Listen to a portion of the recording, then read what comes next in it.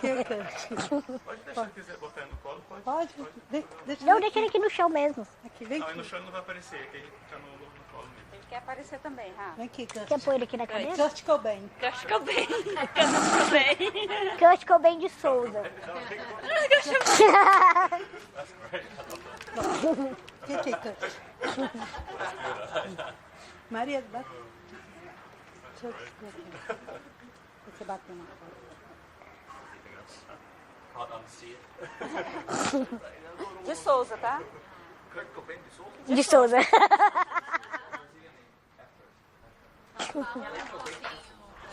Então, é sobre a medicina. Cadê o né? microfone? Você não tá com o microfone, não? Como profissionais de saúde, qual o papel, né, que eles tiveram em relação a essa questão do empoderamento ou também como que eles poderiam favorecer, fortalecer essa questão do empoderamento, né, da pessoa, da criança, né, principalmente enquanto criança, com deficiência. Então, Você ou eu? começa. Não, você podia falar de quando eu nasci, Isso. de quando, que os médicos falaram. É.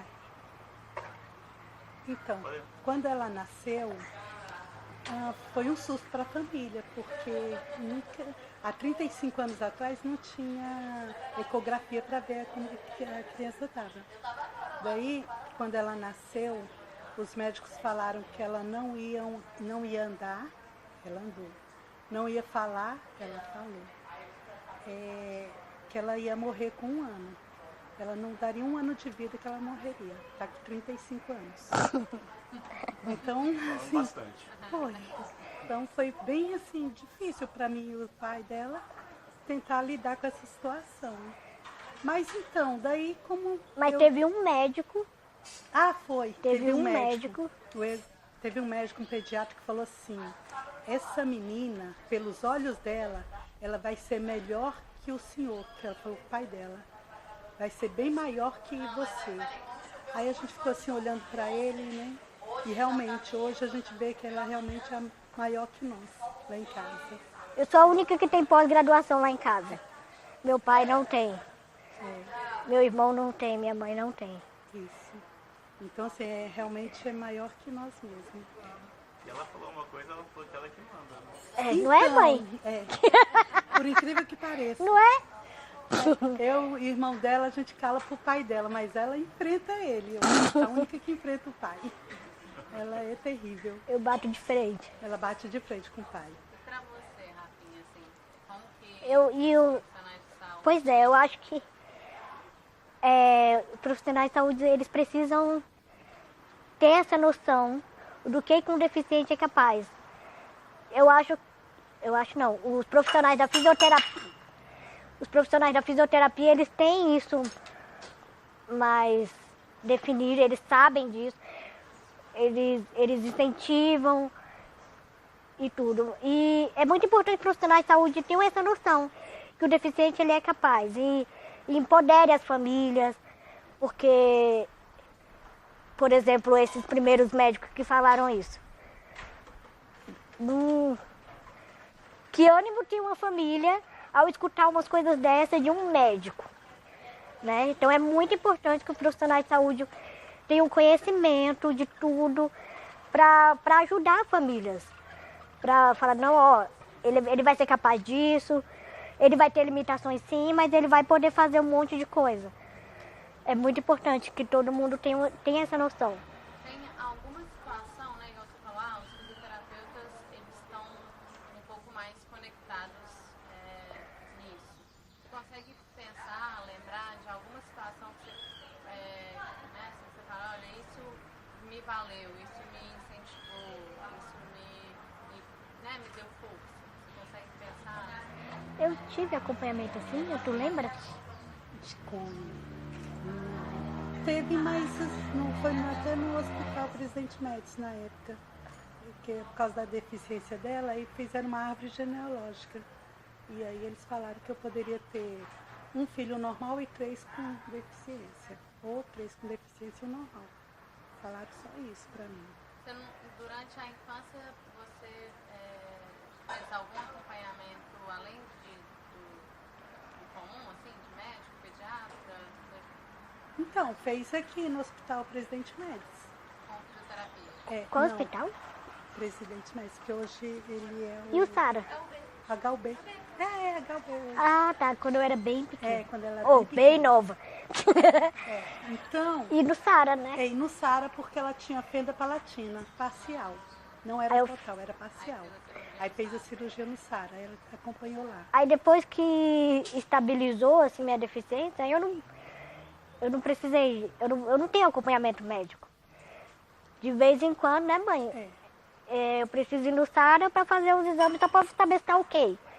Mas eu não tomo remédio, eu não tenho acompanhamento médico todo mês ou semestral, nada disso.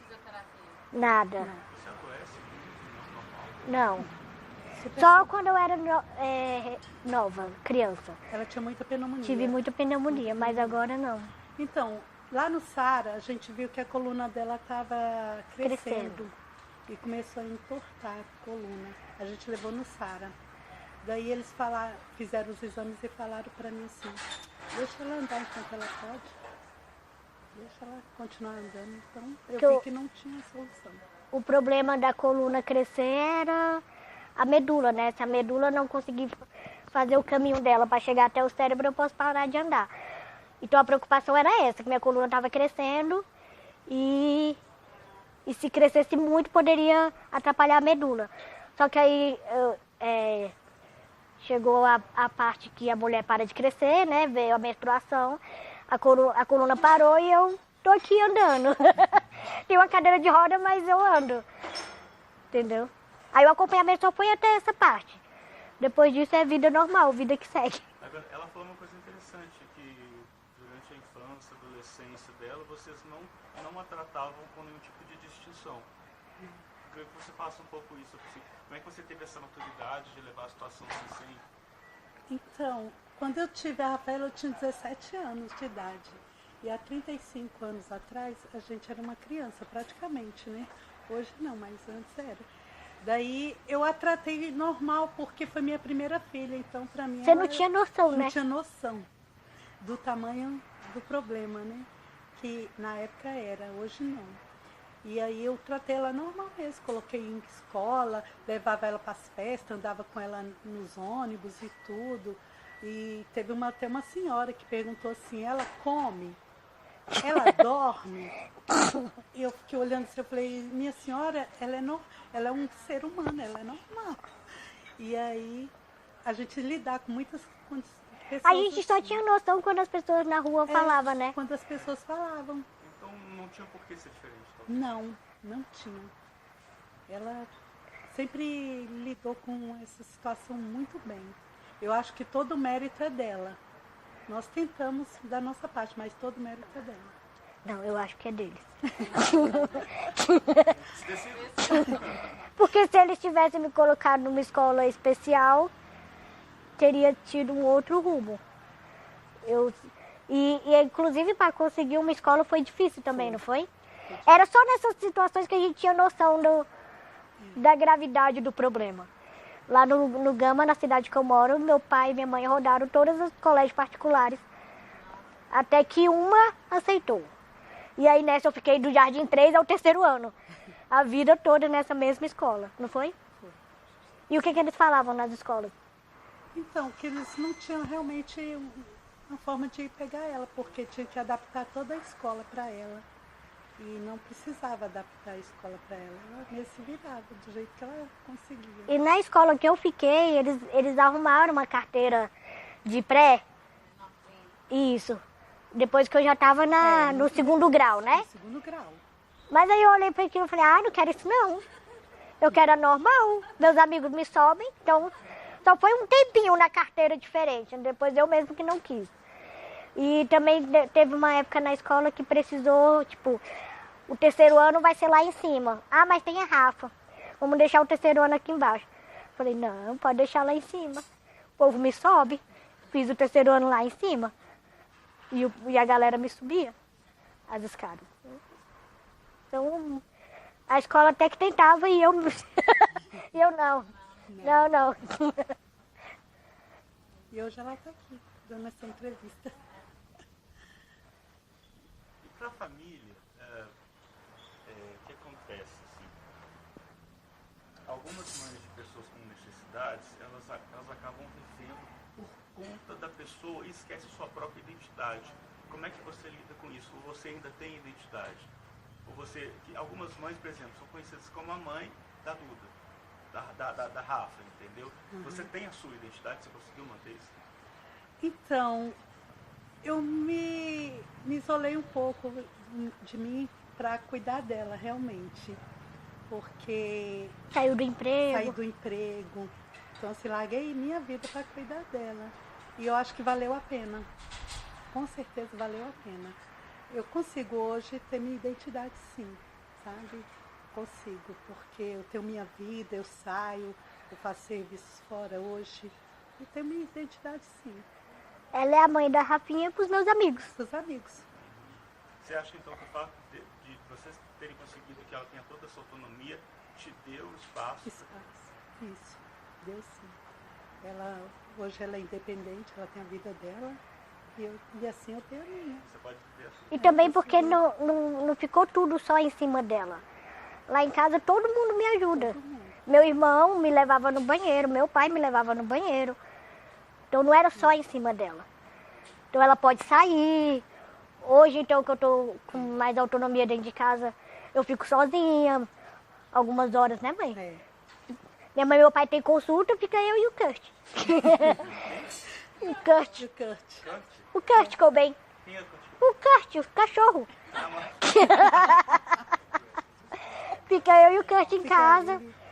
Aí, por exemplo, se eles vão passar a tarde toda fora, aí eu vou lá, deixa a máquina de café aí embaixo. Aí eu vou lá e faço café, né, mãe? É. É assim. agora isso, por que Kurt Cobain? Porque eu achava o cantor do Nirvana lindo. E eu não sou roqueira.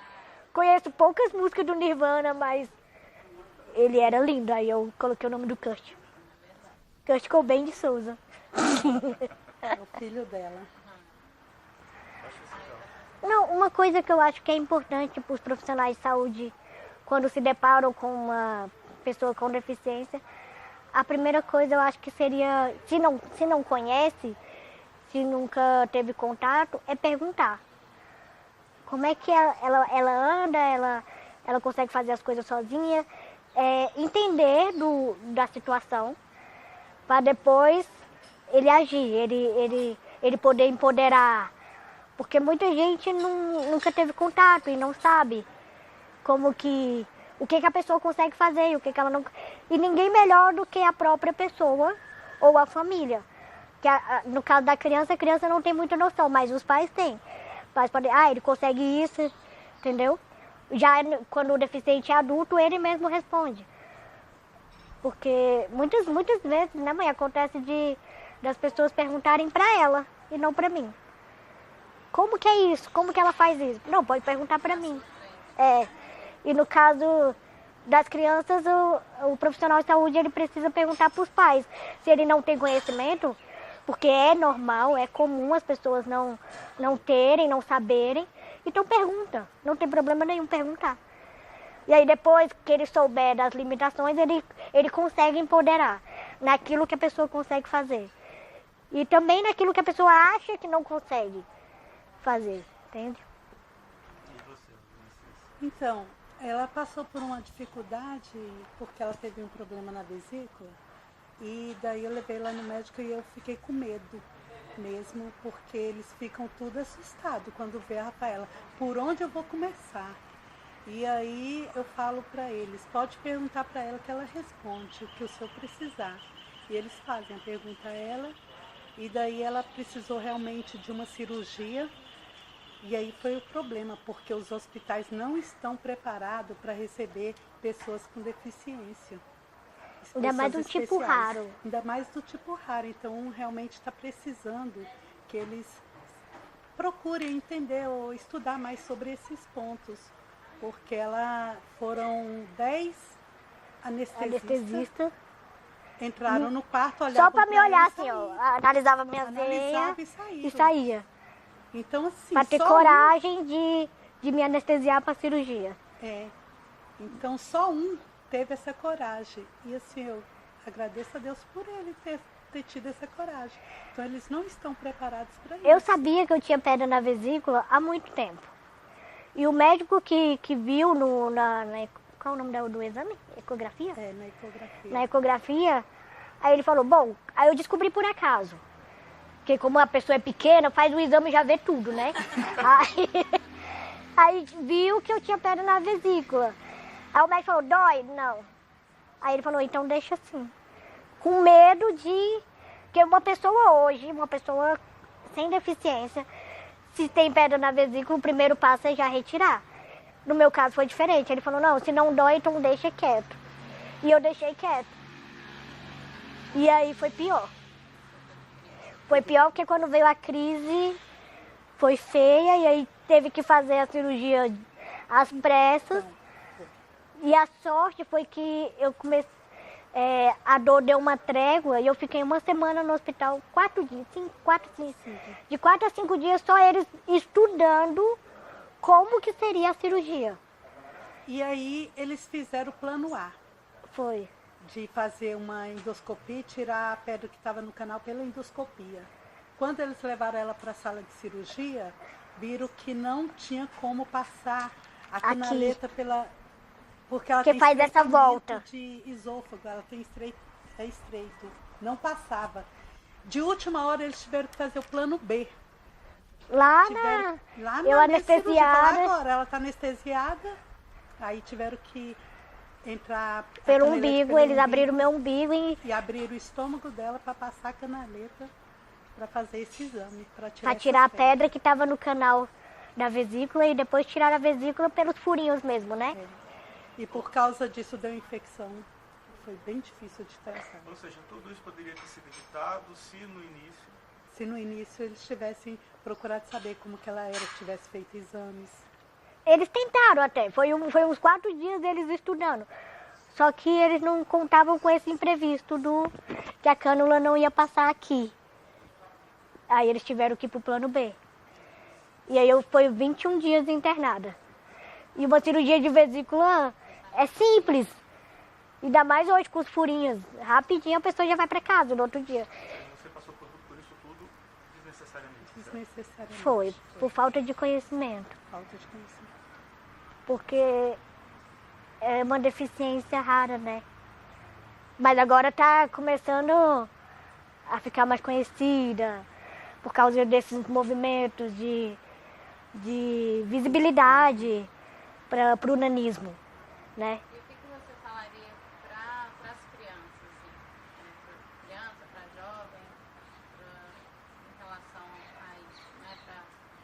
Para ajudá-los nessa questão mesmo do empoderamento? A criança e o jovem, eles podem tudo. Eu, quando eu era criança, eu brincava de tudo. E as brincadeiras que seriam mais pesadas, que eu não ia conseguir, eu dava um jeito de eu estar dentro. Eu sou a juíza, então. Eu vou apitar. Então, sempre eu estava no meio. E na adolescência também, a mesma coisa. Bebia... Ixi, não posso falar isso, né? Mas eu bebia.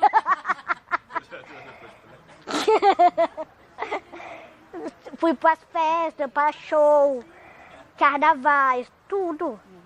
Se tiver amigos que te ajudem, é bem mais fácil. Então, mas para ter amigos você precisa socializar. Você não pode se fechar, né? Então é isso, é viver, tem que viver. Dentro da limitação que tem, mas tem que viver. Ele tem que se incluir. É, Ele mesmo tem que se incluir. é importante também. Não é só as pessoas abraçarem, ele também tem que... Isso. E você, que papel, o que você poderia dizer para pais que se encontram hoje na mesma situação que você se encontrou há 30 anos atrás? Então, primeiro eles têm que amar os filhos muito mais do que eles pensavam em amar. Porque através do amor, eles superam qualquer dificuldade, qualquer limite que eles tenham com esses filhos. E também aceitar A aceitação é muito importante. Eles aceitarem a situação, o filho dele, porque isso vai ajudar com que eles vejam a vida mais simples, tenham mais facilidade de lidar com as situações, vejam pelo lado mais simples. Tá, mas também tem uma outra parte mais prática que você tem que correr atrás. Uhum. Como é que foi isso? Como é que você, qual conselho você daria nesse sentido? Tem a parte de atendimento, Na vida, na mecanismos escola. sociais que ultrapassam a família. E qual você acha que é o papel dos pais nessa cobrança, no correr atrás? Como que você aconselharia, né, os pais? Você falaria nesse sentido? Nesse sentido, que eles têm que realmente ir atrás, correr ir no colégio, levar os filhos para ser tratado como as pessoas normais. E orientar Orientar. o Isso. profissional que vai lidar com o filho dele. Por exemplo, na escola, o pai precisa chegar pro professor e falar, ó, ele só precisa de ajuda, no meu caso, ela precisa de ajuda para subir e para descer da carteira. O pai precisa também ensinar, né? Eu acho que a palavra certa é ensinar sobre o filho dele. Que ninguém mais conhece melhor do que os pais. É, dos pais. Então, o pai precisa mostrar para o filho que ele é capaz e chegar na escola ou em qualquer ambiente social e falar, não, ele consegue fazer isso, ou ele não consegue, ele vai precisar da sua ajuda para isso. É bem importante. Verbalizar, né? Trabalhar a empatia, né? Isso. É, sempre assim, mostrar para a sociedade que eles podem, que os pais também têm um papel nessa sociedade de incluir os filhos também nas escolas, no serviço todo. Começa com os pais, né, eu acho. Eu acho não, tenho certeza. Começa com os pais. Começa com os pais. Eu Na e meu escola. marido, a gente fez isso. Nós fomos no... Deixa eu passar. Eu já estou passando. Ah, tá. Então, eu e meu marido, nós fizemos isso. A gente correu atrás, foi atrás. Uma escola não aceitou, levantamos a cabeça, fomos para outra. A outra não aceitou, beleza, vamos para outra. Procurar até uma que acha. Aí achamos essa que aceitou, falei, agora é pronto, agora a gente vai correr atrás do resto. Então não para, não desista. Gente, obrigado.